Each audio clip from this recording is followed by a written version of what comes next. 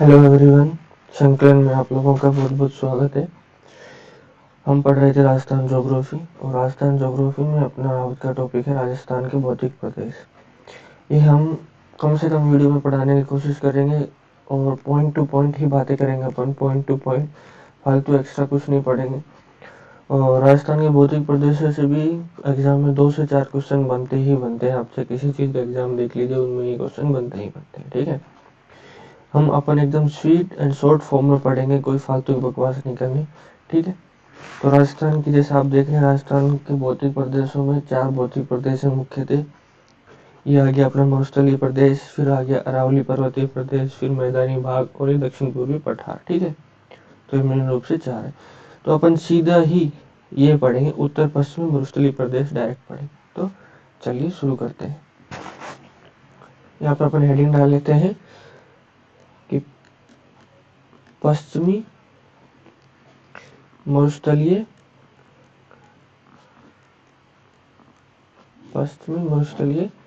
प्रदेश। ठीक है, सीधा अपन इसी से शुरुआत करेंगे। मेन फालतू की चीजें नहीं पढ़नी, और कुछ जो चीजें बच भी गई होंगी तो आप टेस्ट सीरीज लगाएंगे या फिर क्वेश्चंस करेंगे, उनमें वो चीजें कवर हो जाएंगी। अपन मोटा मोटा पढ़ेंगे। ठीक है, तो सबसे पहले इसकी परिभाषा देखते हैं कि बोलते क्या है इसको। ये हो जाएगा भूमि के उपजाऊ तत्वों का धीरे धीरे नष्ट होना, उपजाऊ तत्वों का धीरे धीरे नष्ट होना मरुस्थलीकरण कहलाता है। मरुस्थलीकरण कहलाता है।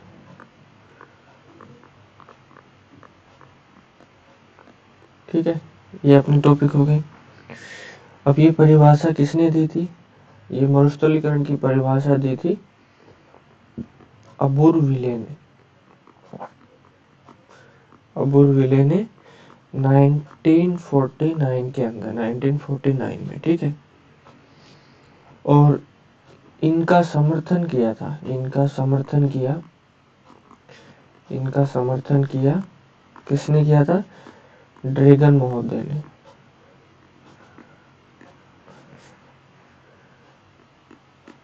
ड्रैगन महोदय ने इनका समर्थन किया था 1991 में, यानी 1991 में। ठीक है, अब अपन इसके बारे में कुछ लिखते हैं पॉइंट, सीधे फैक्ट की बात करते हैं। अपन ऐसे डाल लेते हैं नोट, और यहाँ पे पहला फैक्ट आएगा कि यह मरुस्थल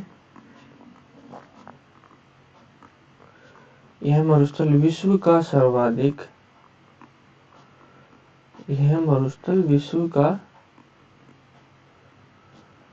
सर्वाधिक जैव विविधता,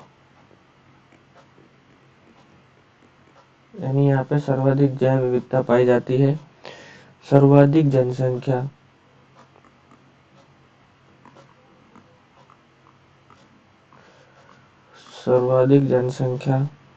और सर्वाधिक पशु संख्या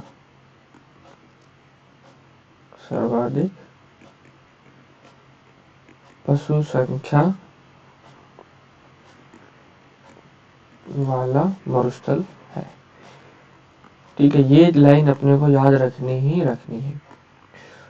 सर्वाधिक जैव विविधता का मतलब हो गया यहाँ पे पेड़ पौधे की विभिन्न प्रकार की प्रजाति पाई जाती है। अपने मरुस्थल के अंदर झीलें भी पाई जाती हैं, और फिर टाँके हैं, खड़ीन है, अलग अलग पशु पक्षी पाए जाते हैं। तो मतलब यहाँ पे जैव विविधता सर्वाधिक है विश्व के हिसाब से।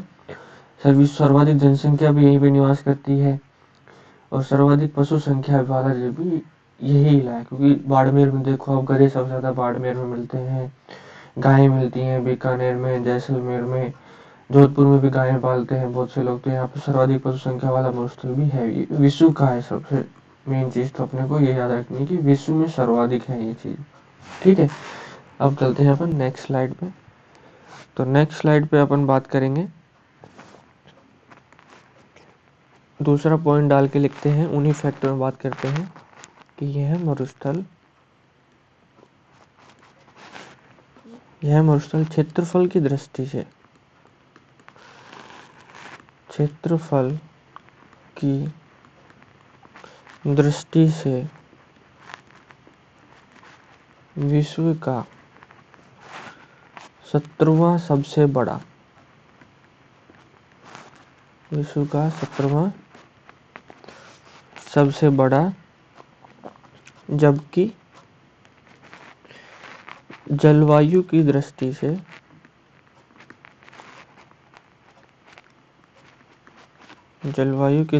से नौवां बड़ा मरुस्थल है, नौवां बड़ा मरुस्थल है। ठीक है,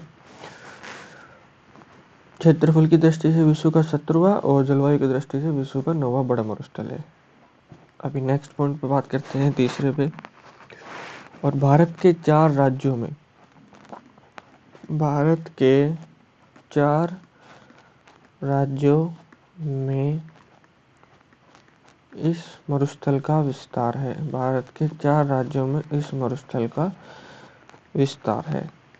कौन कौन से वो 4 राज्य हैं, आइए देखते हैं। तो सबसे पहले तो अपन लिख लेते हैं पंजाब। ठीक है, उसके बाद अपन लिख लेते हैं हरियाणा, ऊपर से लिख रहे हैं अपन हरियाणा। फिर तीसरा है अपने पास सबसे बड़ा राजस्थान में ही पाया जाता है ये मरुस्थल, 61% के अप्रोक्स। और चौथा अपन लिख लेते हैं गुजरात। ठीक है, चौथा हो गया गुजरात। अभी अपन देखते हैं कि हरियाणा में तो है, इसका न्यूनतम विस्तार हरियाणा में ही है, न्यूनतम विस्तार हरियाणा के अंदर मिलता है।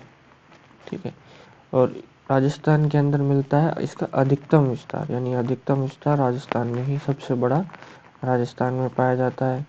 ठीक है, क्षेत्रफल कितना है इसका, पूरे राजस्थान का 61.1% भाग पर मरुस्थल है। ठीक है, और फिर यहाँ पे जनसंख्या कितनी है, यहीं पे लिख लेते हैं अपन, ये सारी इंपॉर्टेंट है, एग्जाम में डायरेक्ट क्वेश्चन मिलता है। 40% जनसंख्या यहाँ पे निवास करती है। और भाई इसको अवशेष माना जाता है कि किस चीज का अवशेष है, तो ये है अवशेष है टेथिस सागर का, टेथिस सागर का अवशेष माना जाता है इसको। ठीक है, और निर्माण काल क्या है इसका, इयोसीन काल, निर्माण काल है इयोसीन काल से प्लीस्टोसीन काल तक, ये इसका निर्माण काल है, प्लीस्टोसीन काल तक था। ठीक है, ये यहाँ से भी एग्जाम में डायरेक्ट क्वेश्चन पूछता है। 4 राज्यों में इसका विस्तार है, पहला है पंजाब, दूसरा है हरियाणा, तीसरा राजस्थान हो गया, चौथा गुजरात हो गया। न्यूनतम विस्तार अपना हरियाणा के अंदर पाया जाता है, राजस्थान में अधिकतम विस्तार यानी 61.1% भाग पे मिलता है। जनसंख्या यहाँ पे 40% निवास करती है, और इसका अवशेष माना जाता है टेथिस सागर का। इस स्लाइड से देख लेना आप एग्जाम में, कम से कम एक क्वेश्चन तो आपको मिलेगा ही मिलेगा। ठीक है, अभी नेक्स्ट पे बात करते हैं अपन। नेक्स्ट पे अपन लिखते हैं इसका निर्माण काल। नेक्स्ट पे मिलते हैं निर्माण काल से। निर्माण काल क्या है इसका, नूतन महाकल्प, नूतन महाकल्प। और ये कौन सा है, ये हो गया चतुर्थक युग। और ये चतुर्थक युग को अपन बोलते हैं प्लीस्टोसीन काल, इसको बोलते हैं प्लीस्टोसीन काल। यानी इसका निर्माण काल कौन सा हो गया, प्लीस्टोसीन। इसी को नूतन महाकल्प भी बोलते हैं, चतुर्थ युग भी बोलते हैं, और प्लीस्टोसीन काल, तो प्लीस्टोसीन काल में हुआ है। ठीक है, ये हो गया इसका निर्माण। अब इसका विस्तार देखते हैं अपन। विस्तार के लिए पेन दूसरा यूज करते हैं। इसका विस्तार कहाँ से कहाँ तक है, तो विस्तार की बात करें तो रेड क्लिफ रेखा वो है जो राजस्थान और पाकिस्तान, सॉरी, भारत और पाकिस्तान की सीमा बनाती है, उसको रेड क्लिफ रेखा बोलते हैं। तो राजस्थान में ही हो जाएगा। रेड क्लिफ लाइन से 50 सेमी समवर्षा रेखा तक, 50 सेमी समवर्षा रेखा तक। अभी समवर्षा रेखा क्या है, ये मैंने आपको राजस्थान की जलवायु वाली वीडियो में खूब अच्छे से समझाया है। जैसे ये अपना राजस्थान है, तो ये यहाँ पे जाती है 50 सेंटीमीटर समवर्षा रेखा, और ये यहाँ पे रेड क्लिफ रेखा है, तो ये यहाँ से यहाँ तक इसका विस्तार है। ठीक है, और मैं आपको आगे इसका मैप में बता दूंगा। ये हो गया इसका विस्तार। और ये विस्तार किसका है, यहाँ पे अपन लिख लेते हैं कि विस्तार किसका विस्तार है, ये विस्तार किसका है। तो ये है ग्रेट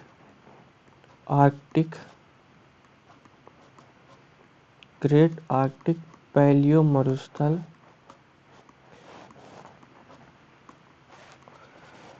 के पूर्वी भाग का। ठीक है, के पूर्वी भाग का ये विस्तार है। अभी यहाँ देखते हैं, ये रहा अपना मरुस्थलीय प्रदेश, ये है, ये यहाँ से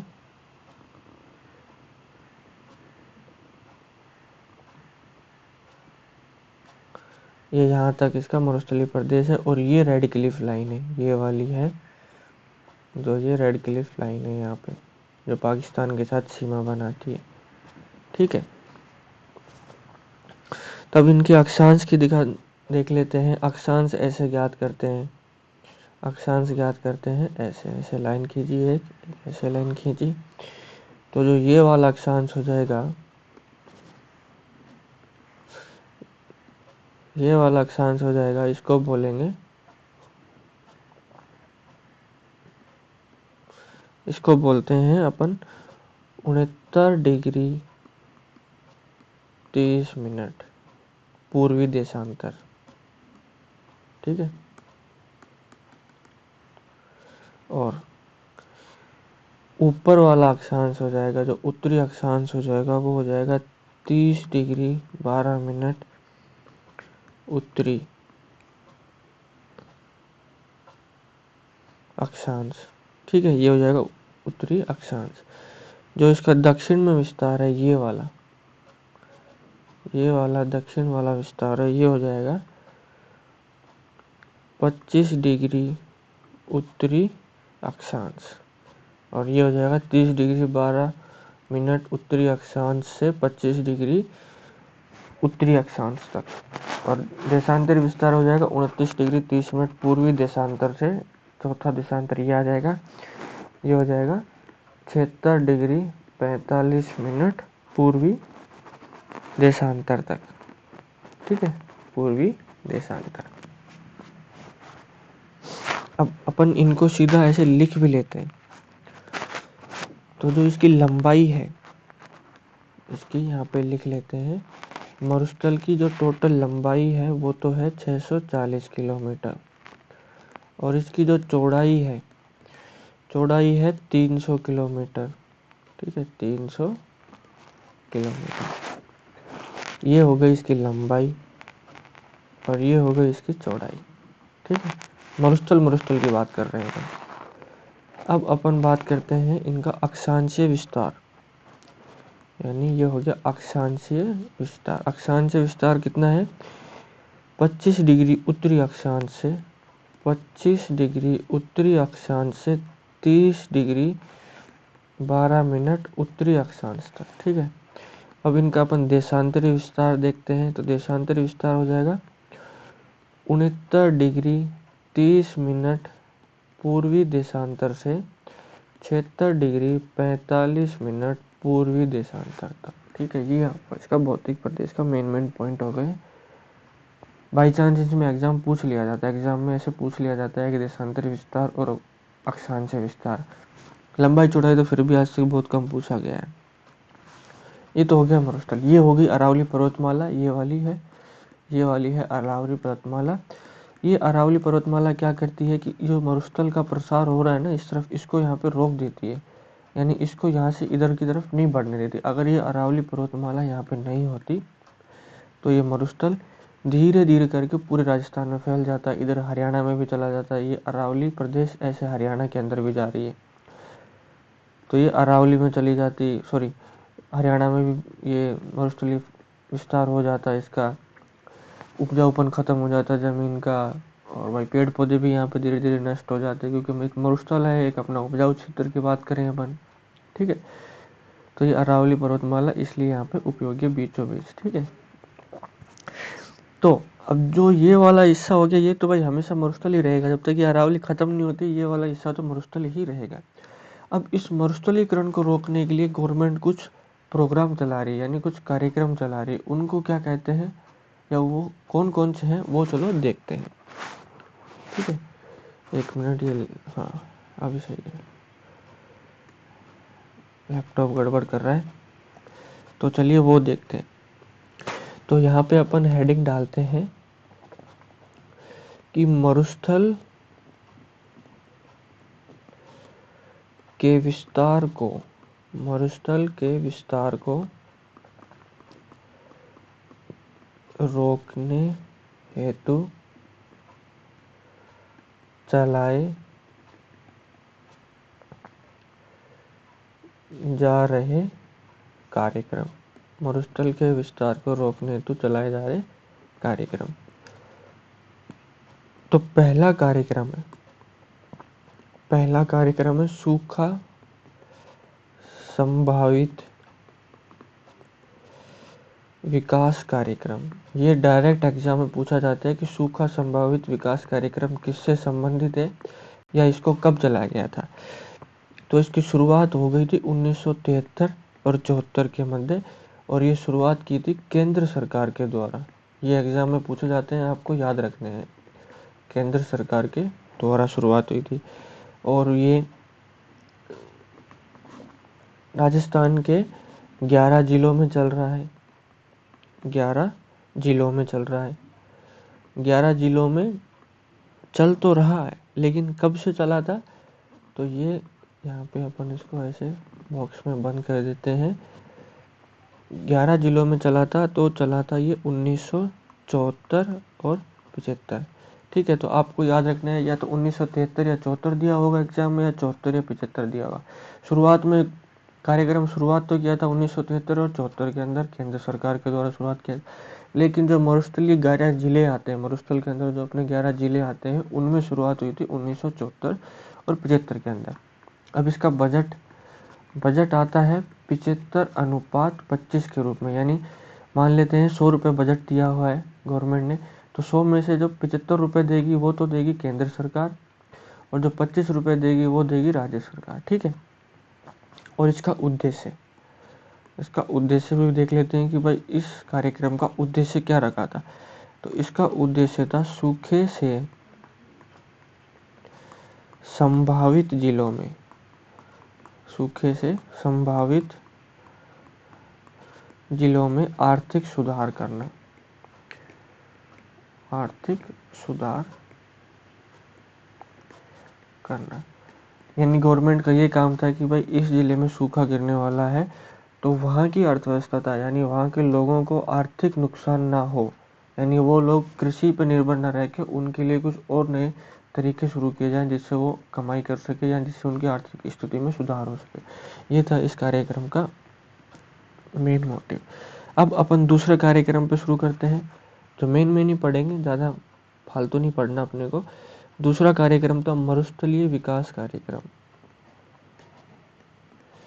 दूसरा कार्यक्रम था मरुस्थलीय विकास कार्यक्रम,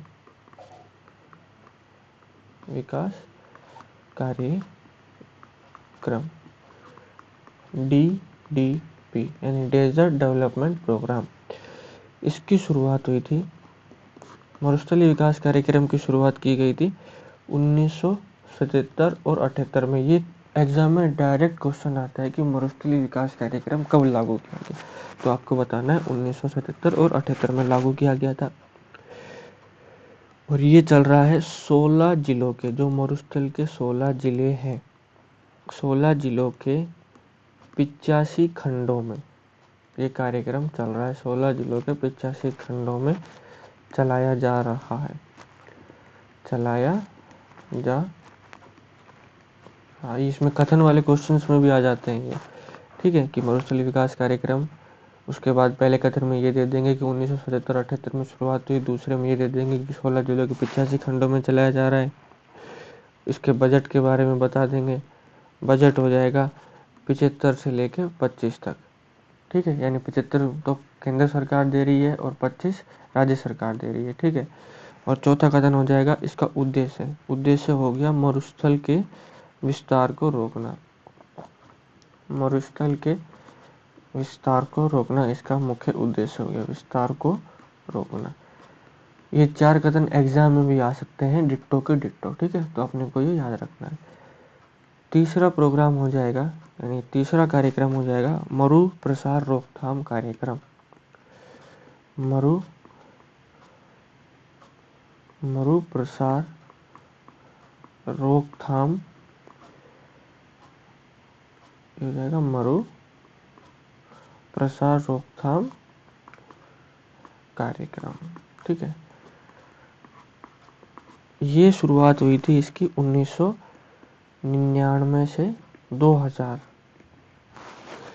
और भाई ये चल रहा है 10 जिलों में चलाया जा रहा है, 10 जिलों में। और इसका उद्देश्य था बालू का स्तूपों के स्थिरीकरण हेतु, यानी बालू का जो स्तूप होते हैं उनके स्थिरीकरण, उनको एक जगह रोकने के लिए स्थिरीकरण हेतु, ठीक है। ये मेन प्रोग्राम थे 3, ये अपने को याद रखने हैं, ठीक है। अब अपन नेक्स्ट बात करते हैं, कुछ फैक्ट हैं वो याद रख लेते हैं कि जो रेतीला मरुस्थल होता है, जो रेतीला मरुस्थल होता है उसको कहते हैं अर्ग या इर्ग, ठीक है। और पथरीला मरुस्थल होता है, एक होता है पथरीला मरुस्थल। पथरीले मरुस्थल को कहते हैं हममादा। एग्जाम में ये डायरेक्ट क्वेश्चन पूछा हुआ है कि हममादा किसको बोलते हैं, तो आपका जवाब होगा पथरीला मरुस्थल। तीसरा अपन लिखते हैं मिश्रित मरुस्थल, जिसमें बाटे भी हो और रेत भी हो, तो ये हो जाएगा मिश्रित मरुस्थल। मिश्रित मरुस्थल होता को बोलते हैं अपन रेग। डायरेक्ट एग्जाम में पूछे जाते हैं कि अर्ग या इर्ग किसे कहते हैं, हममादा किसे कहते हैं और रेग किसे कहते हैं, तो आपको ये चीज़ें याद रखनी है, ठीक है। इसमें पत्थर में इसमें होता है रेत प्लस कंकड़, ठीक है, ये होता है। अब ये हो गया, अब कुछ नोट डाल लेते हैं। नोट में अपन बोलेंगे कि जो अपना बाड़मेर आता है वो भी मरुस्थल में ही आता है, तो बाड़मेर में बाटाड़ू का कुआं है, बाटाड़ू का कुआं, यह आपने पढ़ा भी होगा और 2-3 एग्जाम में पूछा भी गया है बाटाड़ू का कुआं कहाँ है, तो बाड़मेर, यानी बाटाड़ू बाड़मेर, बाटाड़ू बाड़मेर, ऐसे याद रखना है आपको, जैसे बाटाड़ू बाड़मेर, बाटाड़ू बाड़मेर, थोड़ा सा मैचिंग हो रहा है। इसको बोलते हैं, इसको बोला जाता है रेगिस्तान का जल महल, इसको बोलते हैं रेगिस्तान का जल महल, ये याद रखना है आपको। क्वेश्चन सीधा सीधा पूछा जाएगा कि रेगिस्तान का जल महल किसे बोलते हैं, बाटाड़ू के कुएं को, और बाटाड़ू का कुआं कहाँ है, वो है बाड़मेर के अंदर, ठीक है। नेक्स्ट एक आ गया अपना जैसलमेर। जैसलमेर के अंदर है चंदन नलकूप,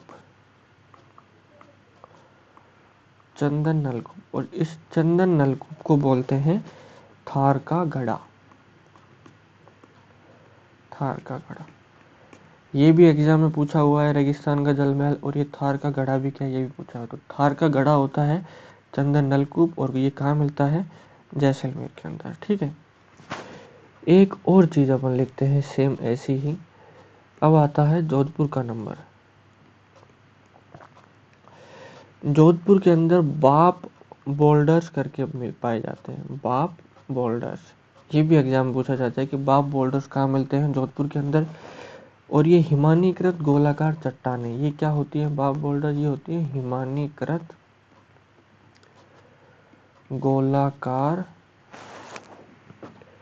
हिमानीकृत गोलाकार चट्टान होती है ये, ठीक है। और ये इसका युग पूछा जाता है एग्जाम में, 2-3 एग्जाम में क्वेश्चन होता है कि बाप बोल्डर्स कौन से युग से संबंधित है, तो ये इनका युग आ जाएगा कार्बोनिफेरस। कार्बोनिफेरस युग से संबंधित है, कार्बोनिफेरस युग से संबंधित है, कार्बोनिफेरस युग से संबंधित है। ठीक है, अब ये तो हो गया रेगिस्तान का जल महल, हो गया बाटाड़ू का कुआं। बाटाड़ू का कुआं है बाड़मेर के अंदर। थार का गढ़ा बोलते हैं चंदन नलकूप को, चंदन नलकूप हो गया जैसलमेर के अंदर। और बाप बोल्डर्स ये होती है हिमानीकृत गोलाकार चट्टान, यानी ये मान के चलो आप कि जैसे कोई पत्थर है, ये यहाँ पे पत्थर पड़ा हुआ है और ये यहाँ पे मरुस्थल है। ठीक है, ये पत्थर है और ये यहाँ पे मरुस्थल है। अब जब मरुस्थल में आंधियाँ तो चलती ही हैं, तो आंधियों से जो वहाँ पे रेत होती है उनसे ये धीरे धीरे ये जो चट्टान है ये कट जाती है। ये जो चट्टान होती है ना वो धीरे धीरे धीरे धीरे धीरे धीरे ऐसे कट कर इतनी सी रह जाती है, यानी कट जाती है। जैसे रस्सी से कटता है ना पत्थर, ऐसे ही चट्टानें कट जाती है। तो इनको बोलते हैं बाप बोल्डर्स। और इनका युग बहुत बार पूछा गया एग्जाम में कि जो बाप बोल्डर्स होते हैं वो कार्बोनिफेरस युग से संबंधित होते हैं। और ये इस नोट को अपन लिख देते हैं इम्पोर्टेंट, क्योंकि एग्जाम में इस नोट से कभी कभी क्वेश्चंस पूछे जाते हैं। ठीक है, ये हो गया अपना इम्पोर्टेंट। अभी चलते हैं नेक्स्ट पे।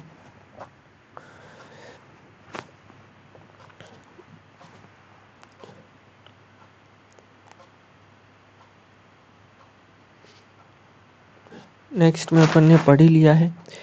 अब एक जो अपने राजस्थान है उसमें जो मरुस्थलीय प्रदेश है ये हो गया अपना ऐसा,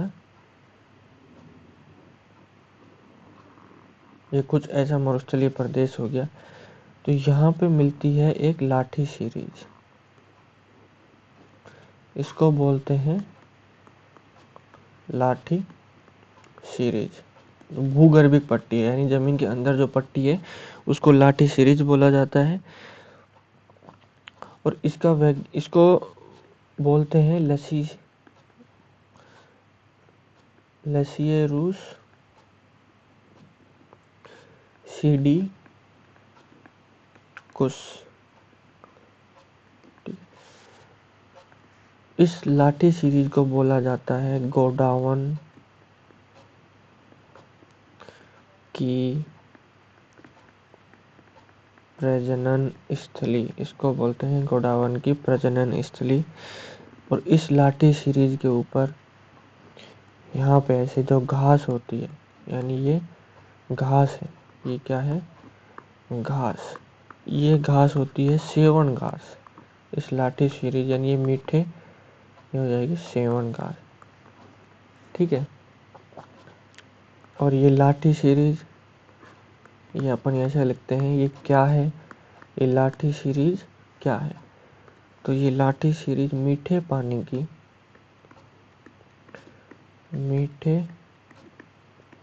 की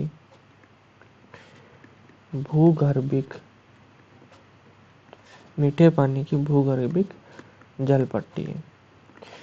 तो ये जल पट्टी है, इस जल पट्टी के ऊपर जो घास उगती है उसको सेवन घास बोलते हैं।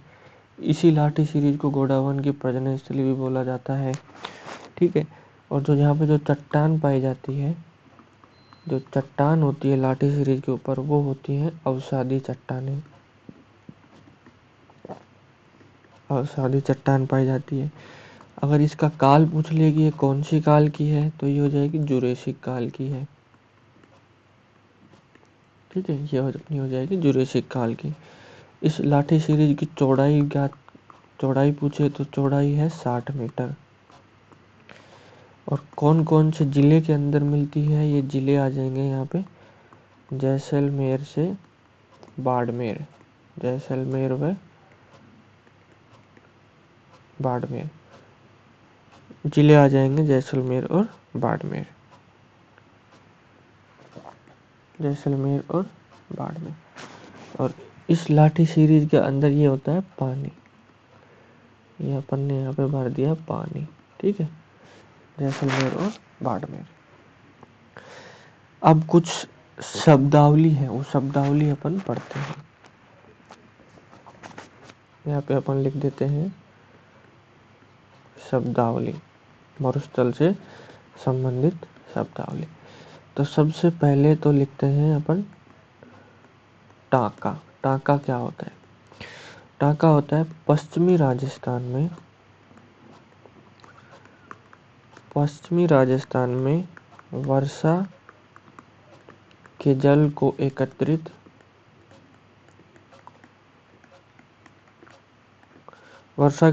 एकत्रित करने हेतु कृत्रिम रूप से बनाया गया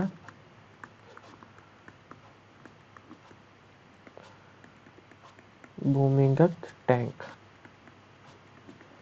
ठीक है, इसको ऐसे बना देते हैं, जैसे ऐसे टैंक बना देते हैं, भूमिगत टैंक बना देते हैं। ये अपना भूमि हो गया, ठीक है, ये हो गई भूमि, और ये इसके खड्डा खोद के भूमिगत टैंक बना देते हैं, और इधर इसके ऊपर एक छोटा सा ढक्कन रख देते हैं ढकने के लिए। ये हो गया टाका।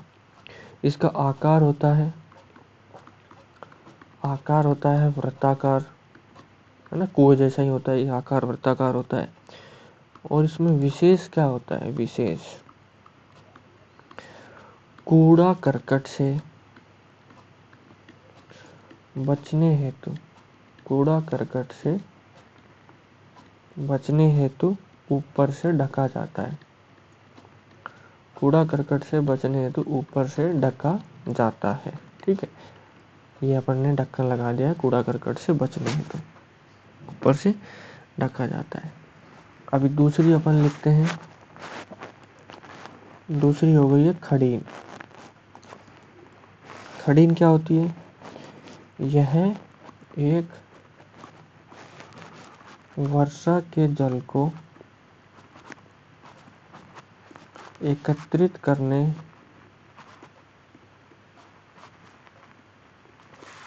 की परंपरागत विधि है।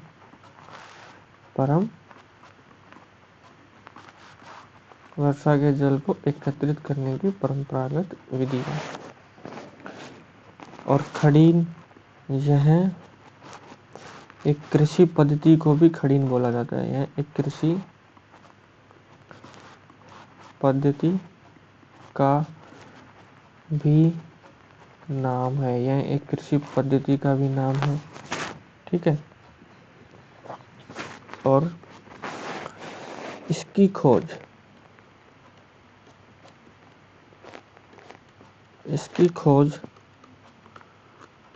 15वीं शताब्दी में पालीवाल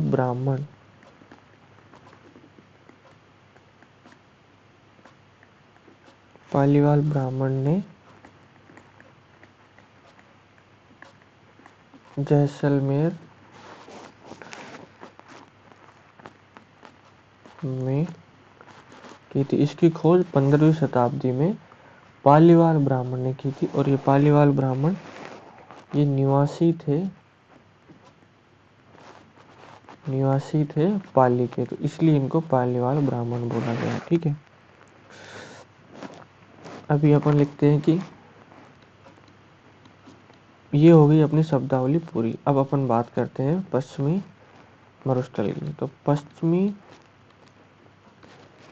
मरुस्थलीय प्रदेश को 25 सेंटीमीटर समवर्षा रेखा दो भागों में बांटती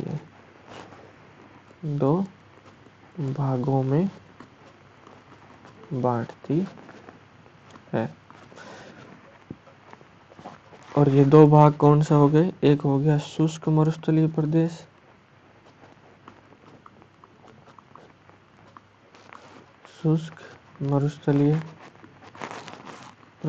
और दूसरा हो गया अर्ध शुष्क मरुस्थलीय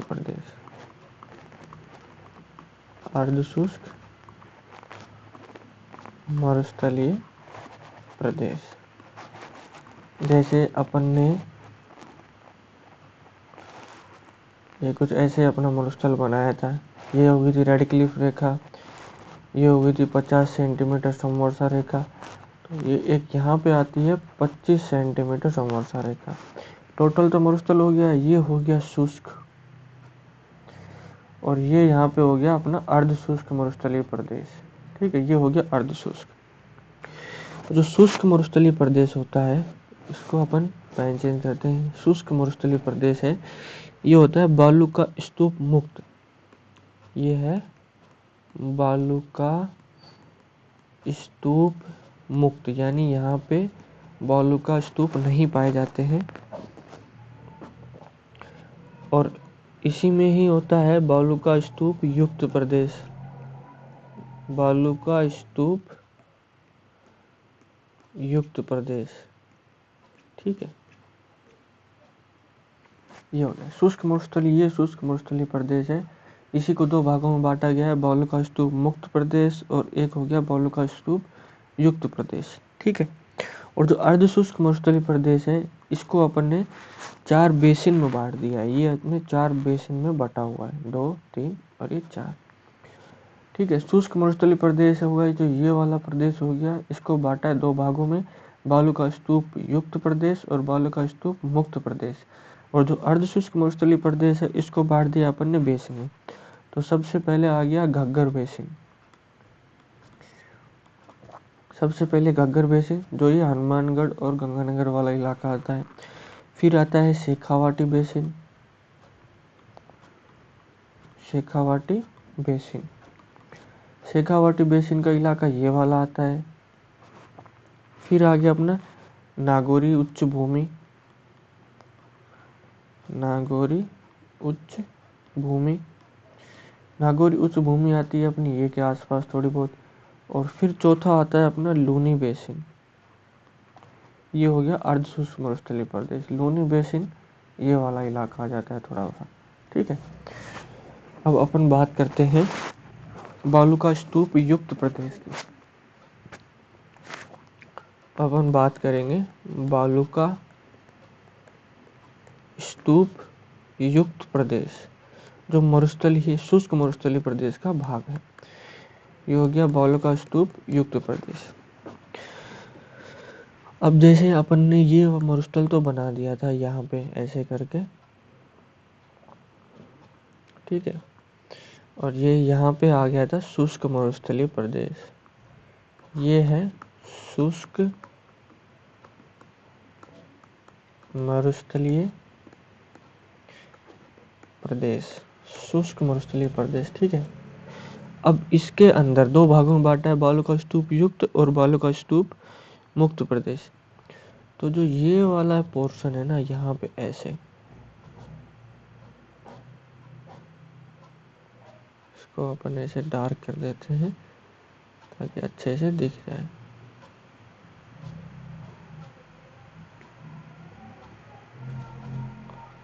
ये यहाँ पे हो गया इसका डार्क प्रदेश, ठीक है।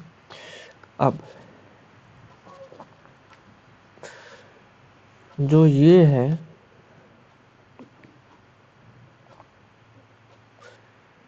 जो ये वाला पोर्शन है, ये वाला पोर्शन है कौन सा, ये वाला जो ट्रायंगल के अंदर है, ये आता है बालू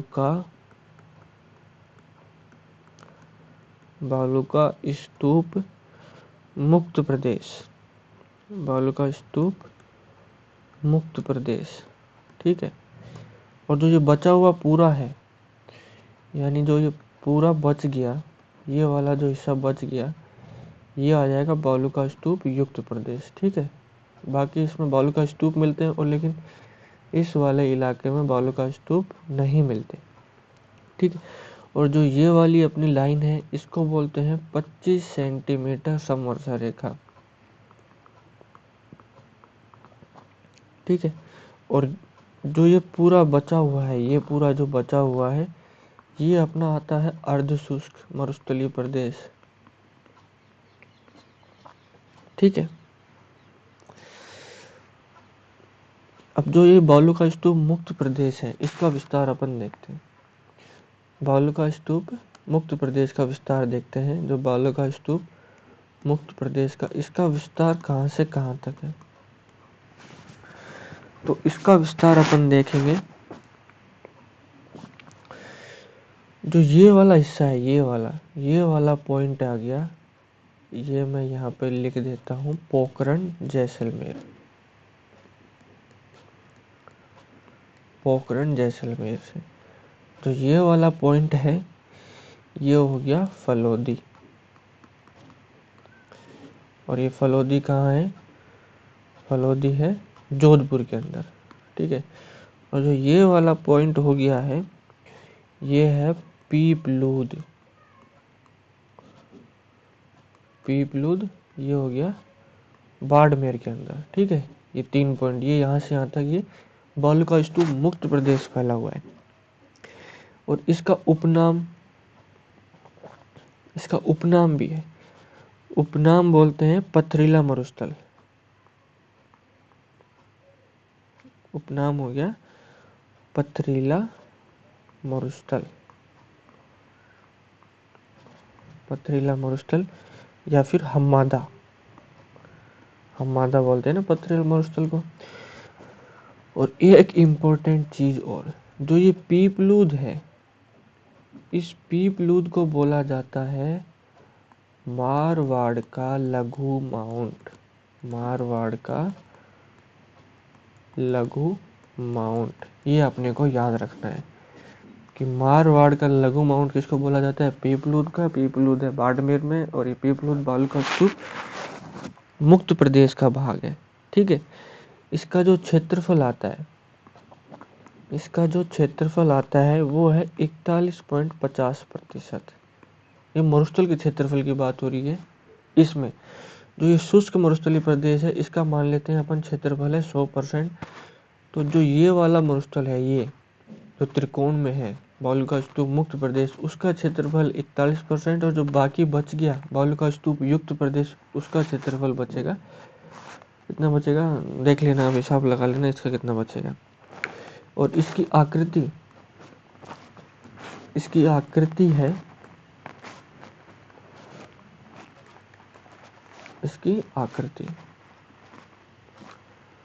आकृति होती है उल्टे त्रिभुजाकार की। उल्टे त्रिभुजाकार जैसी इसकी आकृति है, ठीक है। उल्टे त्रिभुजाकार की इसकी आकृति है। अब अपन बात करते हैं नेक्स्ट। ये चीजें आपको अच्छे से समझ आ गई ना? अब इसमें कुछ टॉपिक है, मेन टॉपिक तो क्या पॉइंट है, छोटे छोटे 3-4 पॉइंट है, वो पढ़ लेते हैं अपन। इस प्रदेश में अवसादी चट्टानों का भी विस्तार है। बालू का स्तूप वाले में अवसादी चट्टान का विस्तार है, ठीक है। अवसादी चट्टान का विस्तार है। और जो अवसादी चट्टान है, वहीं पर लाठी सीरीज भी पाई जाती है, जो मीठे पानी की भूगर्भित जल पट्टी है। यहीं पे ही लाठी सीरीज है। और लाठी सीरीज के अंदर कौन सी घास मिलती है? सेवन घास का विस्तार भी यहीं पर है। सेवन घास का विस्तार। और ये सब कहाँ है? ये सब है बालू का स्तूप मुक्त प्रदेश में, जो अपने ऐसा वाला ट्रायंगल बना हुआ था उसके अंदर, ठीक है। दूसरा पॉइंट अपन लिखते हैं, यह प्रदेश सौर ऊर्जा के लिए भी संभावित है। सौर ऊर्जा के लिए संभावित है। और राष्ट्रीय मरु उद्यान, ये बहुत इंपॉर्टेंट चीज़ है, ये अपने को याद रखनी है। राष्ट्रीय मरु उद्यान और आकलवुड फॉसिल पार्क, जो आकलवुड फॉसिल पार्क, और एक अपना कैक्टस पार्क, इसको बोलते हैं कुलधरा।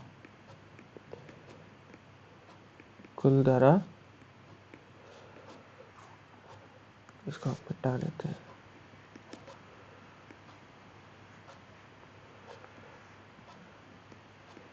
कुलधरा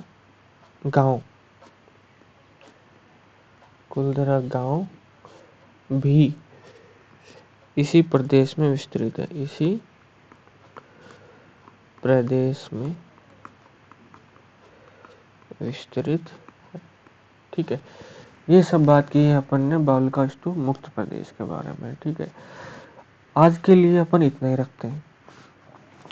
बाकी का जो बचा हुआ पोर्शन है वो नेक्स्ट वीडियो के अंदर आएगा। ये अपने टेलीग्राम चैनल का लिंक है, यहाँ से आप टेलीग्राम चैनल ज्वाइन कर लेना। और भाई वीडियो पसंद आई हो तो इसको लाइक भी ज़रूर कीजिए, चैनल को सब्सक्राइब भी ज़रूर कीजिए और शेयर भी कीजिए। और कमेंट करके ये भी बताइए कि आपको क्या चीज़ अच्छी लगी और क्या चीज़ बुरी लगी, और हमें क्या चीज़ इम्प्रूव करने की ज़रूरत है, वो भी आप जो कमेंट में ज़रूर बताइए। और ऐसी ही और वीडियोस के लिए देखते रहिए संकलन। ठीक है, और आज के लिए यहीं ख़त्म करते हैं अपन क्लास को। Thank you very much.